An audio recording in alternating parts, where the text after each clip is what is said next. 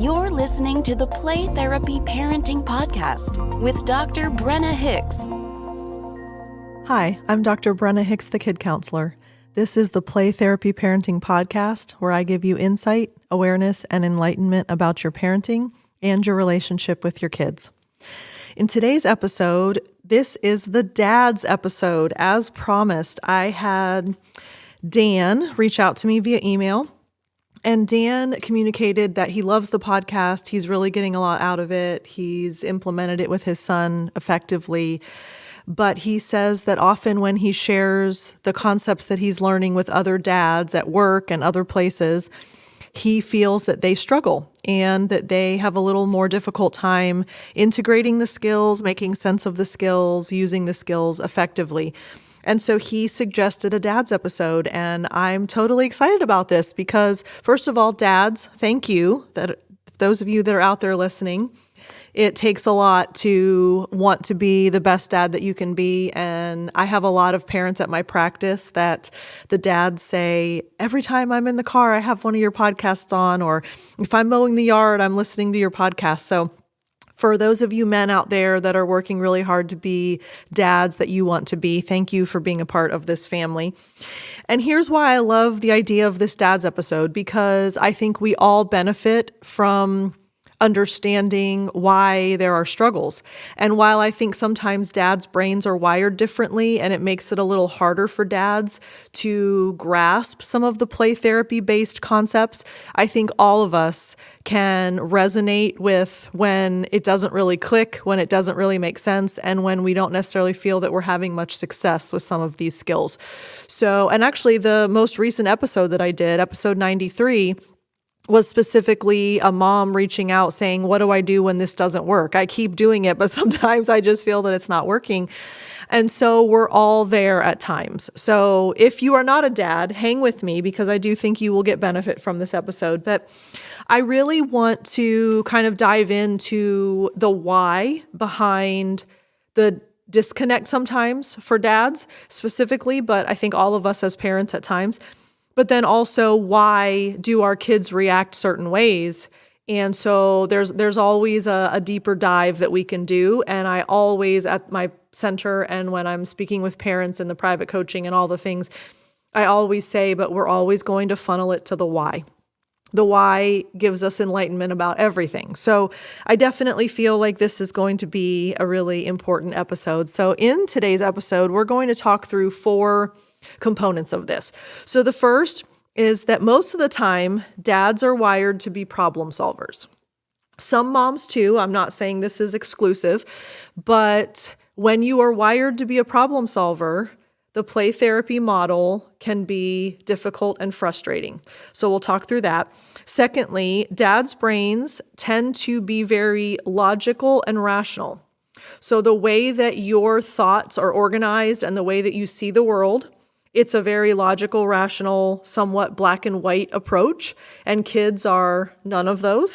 So understandably, there's a disconnect. We'll talk through that. Third, vulnerability and empathy are sometimes of the utmost fear producing for dads. So trying to connect empathically, trying to be vulnerable, understanding our children's vulnerability, that can be very uncomfortable. We'll make sense of that together. And then finally, the need for control, I think, is a big factor, specifically for dads, for all parents at times, but I think dads a little bit more so. So we will look at those 4 things together and we'll kind of dive into what we can do about that so that we don't necessarily have the disconnect and the struggles. The path to calm, confident, and in control parenting starts now.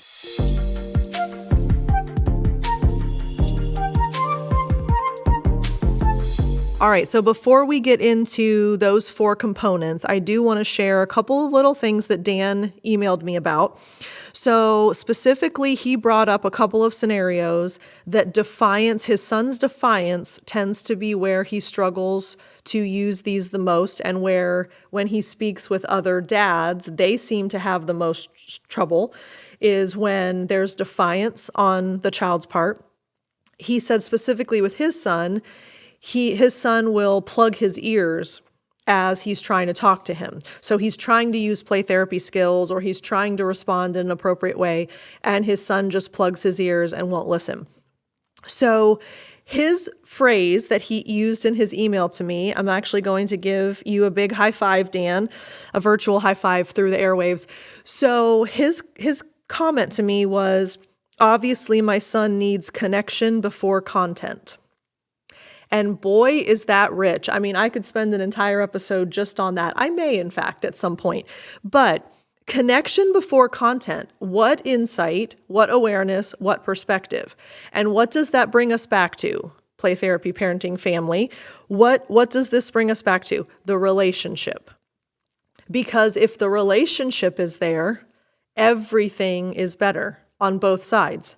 And what is a big component of our relationship is our connection. And we can't jump to the content if we don't have the connection first. If the relationship doesn't undergird, we're swimming upstream. So Dan, big high five to you. Yes, connection before content is always what we're after, what we're hoping to accomplish. All right, so let's talk through these one at a time. So since dads' brains tend to be wired toward problem solving, typically that means that dads are the fixers, dads are the analyzers, and they see things in a very, well, if A, then B type of approach. My husband falls 100% into this category. And so when you have this, I can just fix the problem, I need to analyze what's going on and solve it. There's a very linear path, if A, then B, we'll just do this and we'll take care of it. That works really well, and it serves dads really well in the real world as adults. When you are at work, when you are troubleshooting things, when you're triaging things, especially if you work in IT or engineering or, any very logical type of careers, it serves you so well, and it's so helpful for you all. But kids are always in the midst of their emotions. And so trying to solve the problem, fix it, analyze it, and just make sense of it and come up with some quick fix. When kids are in their emotions help them learn about the world. And so often, dads need to rush in and just say, okay, well, you just need to do this. It comes across as very dismissive to kids. And Dan, circling back to you, connection before content. If we come at kids with content first, look, and I'm gonna give you the disclaimer here. The content that you would bring, it's almost always on track. It's true, it's honest, it's appropriate, it's helpful, it's all of those things. So I'm not saying that the logic and the problem solving and the fixing and the analyzing is not true. It is almost always. The difference is kids are emotional, and as they're trying to learn about the world, and they're trying to sort through their feelings, and they're trying to observe what goes on, and they're trying to make sense of life, if it's always just a problem to be solved, that is content, not connection. And if we're always just trying to fix it and analyze it and move on to the next thing, it can come across as very dismissive to our kids. So none of that is an attack. That's just the natural order. I'm just painting a picture of what goes on dynamic-wise. But keep in mind, if a child feels dismissed, if a child feels that all they are is a problem to be solved, what type of reaction do we think we're going to get from our kids? Anger, resistance, defiance, aggression. You're not getting it. You're not listening to me. You don't understand. That's how they feel. So while they may not articulate those things, their behavior most certainly does. So when we get defiance, when we get a child plugging their ears because they don't want to listen, they're not being disrespectful. It seems that they are. But what they're really doing is, you don't get it, I don't want to listen because you're not connecting with me and you don't understand. So the challenge for us is to try to sit with them in the problem and give them the space to figure it out. Now, can it be collaborative? Of course. Can there be communication where we're working on this together? Yes, absolutely. But the child has to have buy-in and the child has to feel heard. So, related aside, I don't have time to get into it because that would be a very long episode. But when we are trying to connect with our child's emotion and we're trying to help them feel heard and understood and validated, what is our pillar that we use? I know you all said it. Reflecting feelings, right? So we have reflecting feelings that come in and we say, you're frustrated, you're angry, you're upset, you're confused, you're not sure, you wish that didn't happen. You acknowledge and then sit with them until they're able to start solving the problem themselves. Now, can you help? Can you be a part of that? 100%. But if it is just your agenda, just you ramrodding through how to solve the problem and move on, because you've already analyzed it and you've already figured out what needs to be done and you're ready to just jump past that hurdle and continue on with your day, your child will likely feel very unheard and very misunderstood. And that's never what we want because that fractures the relationship. Okay, so secondly, the logical, rational nature of dads. All right, so when we have very logical, rational thinking, it is the polar opposite of what children do and what they're capable of. So children do not have abstract reasoning until about the age of 13. I mention that quite frequently.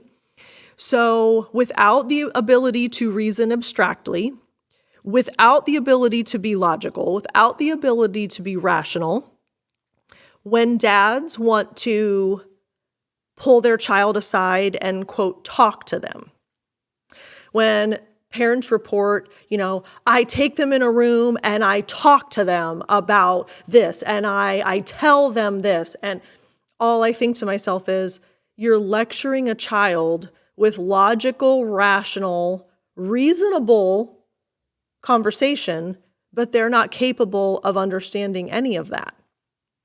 And I think this is one of the greatest struggles for dads. Because dads, your brains are extremely logical and rational. And I always joke that that's why kids need a mom and a dad, because they get one thing from mom and one thing from dad. And when you have both, it creates balance and it creates perspective. If you always only have the nurturing, loving, kind, coddling type of response, that's not necessarily healthy. If you always have the logical, rational, just figure it out and move on kind of approach, that's also not healthy. So that's why we need balance. But children are not able to be logical and rational. So when we sit down and try to impart a lesson, or we try to tell them the moral of something, or we give them rules in long drawn out conversations and we lecture to them, there's a disconnect. And again, it fractures the relationship because their brains are not capable of even processing the whole conversation. And again, is everything you're saying appropriate and true? Probably. Helpful? Probably. But not for a child under the age of 13 because they are emotional beings. And so you have to meet them in their emotions. And this is where point 3 comes in. Meeting kids in their emotions requires vulnerability on both sides. Children have to be willing to be vulnerable to communicate what they're actually feeling. And parents have to be vulnerable to be able to connect with them in that emotion and communicate the empathy that's required. So, when we have this disconnect of my adult male brain is very logical and rational, and then my child's emotions govern everything. So the vulnerability and the empathy is where the connection can be formed, and that's where the relationship can be preserved. But it's really hard for everyone, not just dads, to be vulnerable. This is one of the greatest lessons that I teach at my center to parents. When you have a child that's exhibiting anger, 99 out of 100 times they're not actually angry. Anger is the only negative emotion that allows you to feel powerful instead of vulnerable. So they're actually feeling ashamed or guilty or betrayed or disappointed or defeated or embarrassed or fill in the blank. But what you get demonstrated is anger, because that's the only thing that doesn't make you feel vulnerable. Everyone hates feeling vulnerable. That's kind of our preservation instinct, right? So we don't ever want to be vulnerable in front of people. So it makes it very difficult for child and parent, specifically dad and child, to connect on vulnerability. So that's just something to be aware of, that your children are constantly trying to avoid vulnerability. So are we as adults. So at some point, we have to find that connection point. Okay, and then finally, the control piece. So I see this more often with dads out in public places, that they think that their children's behavior is a reflection on them. And so if their child is out of control, if their child is throwing something or hitting another child or screaming or talking back or having a bad attitude or, throwing your helmet at baseball practice, whatever, if there's some behavior that you don't approve of, it's usually taken personally and they feel that this is a reflection of me. And so the desire is to swoop in, take control of the situation, and we will never have this happen again. Okay, all of that makes sense, right? But here's the thing. Regulation is learned. Regulation is practiced. So, and we talk about this when we talk about choice giving and limit setting a lot. So two of the other pillars, right? So we have limit setting and choice giving that kind of go hand in hand. Why do we set limits the way we do, and why do we give choices? So that the child learns self-control. Why? Because if a parent, specifically a dad, swoops in and removes the child, punishes the child, takes the toy out of the child's hand, forces the child to do something, whatever the swoop in for control is on parents' side, what does the child learn? You go as far as you want to go, you get as out of control as you want to get, you get as close to the line, maybe you cross the line as you want to go. Someone will eventually step in and control your behavior for you. But unfortunately, that does nothing to allow the child to learn to practice self-control, self-regulation, and emotional awareness. So one of the big issues with dads and this play therapy model is you have to give up a lot of control. Now, what is the right word? I want to make sure that I use an appropriate word. The question that I get often is, so if I start using play therapy principles, my kid just gets to be in control of everything all the time, and I just have to be okay with that. 100% not true. However, do we give space for a child to control themselves? Do we use effective tools in the moment that gives some time for the child to process and decide what their next decision is going to be? Do we trust that kids will regulate and will control themselves given the right relationship and the right environment? Yes. But does that require a lot of us backing off and a lot of us saying, I have to trust my child and I have to trust myself to handle this in the best way? Yes. And that's hard, especially for dads. Because dads are used to the burden of being the teacher, the burden of responsibility for the family, the burden of handling things for the family, the burden of providing for the family sometimes. There's a sense of, I am a failure if I don't make sure that this happens. And so that's a tough thing for a dad to accept. I need to back up a little bit and sometimes give my child the opportunity to self-control and to self-regulate and to find the balance of power and to make a choice that's going to get the outcome that we're both accepting of. So you have to keep in mind that there are many, many dads in this world that successfully use play therapy principles all the time. The godfather of child-centered play therapy is a man, Gary Landreth. Absolutely the most loving, calm, kind, patient man you will ever have the pleasure of interacting with. He's like this grandpa that you just want to sit and spend time with. Absolutely amazing man. And he's kind of the pioneer. He's the one that put this out into the world. And so it is possible. But it takes a lot of soul searching, and it takes a lot of intention, and it takes a lot of purpose on behalf of all of us, but specifically dads, because we have to think about the relationship and we have to think about the why. As a dad, a question you can ask yourself is, why do I feel the need to solve this problem? Why do I feel the need to be logical and rational with my child right now? Why do I feel the need to not be vulnerable in front of my child? Why do I want control over this situation in the moment? Those are all insightful answers because it will influence how you can work on those things and change. You also have to think about the why of why your child's reacting the way they are. When your child's plugging his ears when you're talking to him, or walking away, or going la, la, la, la, la. That's my favorite when kids do that. Why? Why are they doing that? Because they don't want to be lectured to, because they don't feel heard, because they don't want to be vulnerable. You can go on with the list. So just to kind of wrap this up, you have to constantly be thinking when dealing with children, what do I need to do in this moment that will most preserve the relationship and or do the least harm in this moment? That's one of the things that we talk about in the 10-week private parent coaching. What will do the least harm in this moment, or what will most preserve the relationship right now?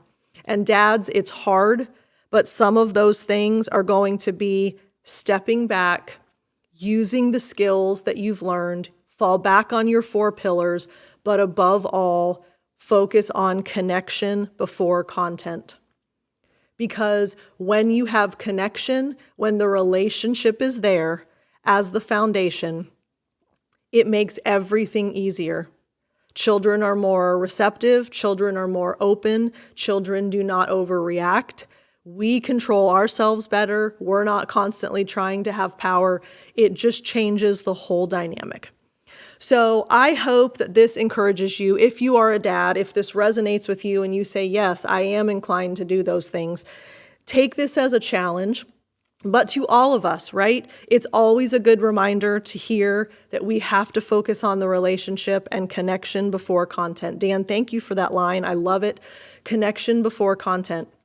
Because we can deal with defiance all day, every day. But if all we're doing is dealing with the defiance, we're missing the boat, because that's putting a Band-Aid over a gaping wound. There's a reason why the child is being defiant, and it almost always can be traced back to there's a lack of connection somewhere. They feel it, they sense it, they believe it. So let's work on the relationship, and that will change the whole dynamic moving forward. If you have not already, please go to playtherapyparenting.com/newsletter. That's where you'll get info from me. That's also playtherapyparenting.com is where all of my archived episodes live. And please reach out to me if you have thoughts, comments, questions. I love the emails that I'm getting. Thank you all for taking the time to shoot me an email, say hello, ask me questions. That's my favorite part of the day, to communicate with you all. That's why I do this. So Brenna@thekidcounselor.com is how you can reach me. As always, I so greatly appreciate your time each week. Thank you for being a part of the Play Therapy Parenting family. We'll talk again soon. Bye. Thank you for listening to the Play Therapy Parenting Podcast with Dr. Brenna Hicks. For more episodes and to subscribe to our newsletter, please go to www.playtherapyparenting.com.